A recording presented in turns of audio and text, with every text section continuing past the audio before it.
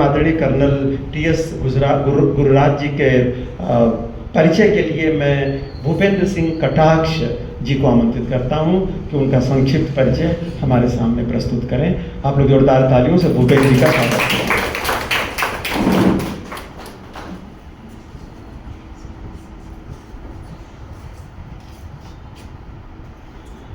धन्यवाद मर्मज्ञ जी एवं गुरुराज जी, आपका स्वागत है।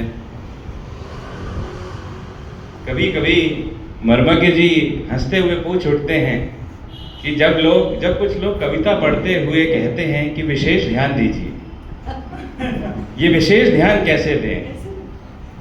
ध्यान तो दे ही रहे हैं। किंतु मैं आप सबसे विनम्र अनुरोध करना चाहूंगा कि अगले कुछ समय तक आप विशेष ध्यान दें।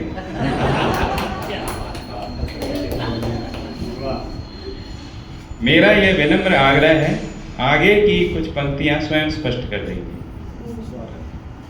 आप उलझन में ना पड़े। मैं कोई कविता प्रेषित नहीं करने वाला, मैं केवल गुरुराज जी का परिचय ही देने वाला हूं। किंतु आज हमारे मध्य अनेक मुख्य अतिथि उपस्थित हैं। एक हैं सेना के वरिष्ठ अधिकारी, दूसरे हैं शिक्षा क्षेत्र में उप प्रधानाचार्य और प्राध्यापक, तीसरे हैं समाज सेवा में योगदान देने वाले सम्माननीय व्यक्ति, चौथे हैं कृषि के क्षेत्र में सक्रिय विशेषज्ञ, पांचवें हैं अभियांत्रिकी में स्नातक और स्नातकोत्तर, छठे हैं दूर संचार कंपनी के सीईओ जिन्होंने उद्योग और प्रौद्योगिकी में नेतृत्व किया, सातवें हैं मेरे महाविद्यालय जहां से मैं पढ़ा था, आरईसी त्रिची, NIT तिरुचिरापल्ली, वहां के विद्यार्थी, पुराने मेरे सीनियर। आठवें हिंदू सेवा प्रतिष्ठान NGO के मुख्य स्वयंसेवक जो मानसिक स्वास्थ्य, मातृत्व कल्याण हेतु गर्भ संस्कार और किसान सशक्तिकरण के क्षेत्र में कार्यरत हैं। इनके अतिरिक्त अन्य मुख्य अतिथि भी आए हैं।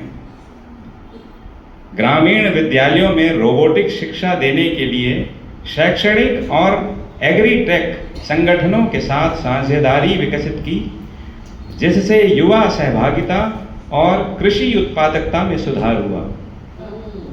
किसानों के बीच ऑर्गेनिक जैविक प्रथाओं, कुशल जल व कुशल मृदा मिट्टी प्रबंधन और सतत कृषि को बढ़ावा दिया। गांवों में नियमित रूप से सर्वे और आवश्यकताओं का आकलन करके किसान प्रशिक्षण पर कार्य किया। ऐसे कार्यक्रम की रूपरेखा बनाकर ग्रामीण आजीविका में मापनीय सुधार के लिए भी माने जाते हैं।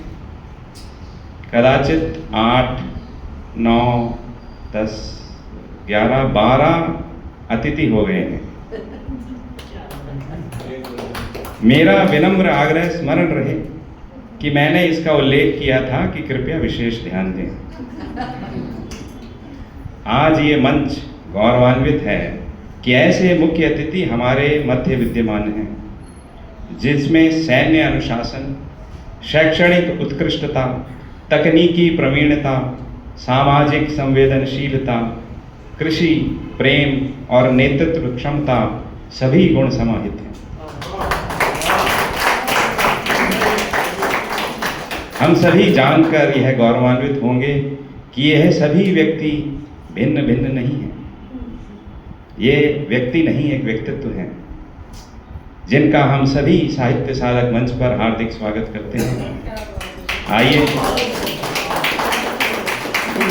हम सभी अपनी विस्मयी मुस्कुराहट, स्नेह, आदर और गौरव से परिपूर्ण अनवरत अनवरत अनवरत करतल ध्वनियों से इन व्यक्तित्व अर्थात आदरणीय श्री टी.एस. गुरुराज जी का सादर स्वागत और अभिनंदन करने का सौभाग्य प्राप्त करें। गुरुराज जी, आपका साहित्य साधक मंच में पुनः पुनः स्वागत है।